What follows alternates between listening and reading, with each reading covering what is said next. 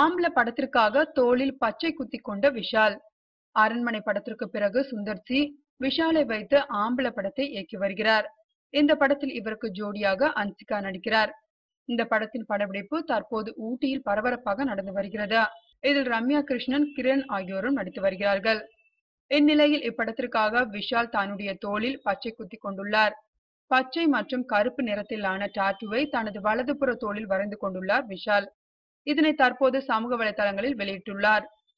Sundar C விஷாலை வைத்து ஏற்கனவே உருவாகியுள்ள மதகதராஜா படம் முடிவடைந்து இன்னும் வெளிவராமல் இருக்கிறது. அதற்குள் ஆம்பள படத்தின் மூலம் மீண்டும் இணைந்துள்ளனர். விஷால் நடிப்பில் உருவாகியுள்ள பூஜை படம் வரும் தீபாவளிக்கு வெளியாக இருக்கிறது. இப்படத்தை ஹரி இயக்கியுள்ளார். விஷாலுக்கு ஜோடியாக சுர்தியாஸ் நடித்துள்ளார் என்பது குறிப்பிடத்தக்கது.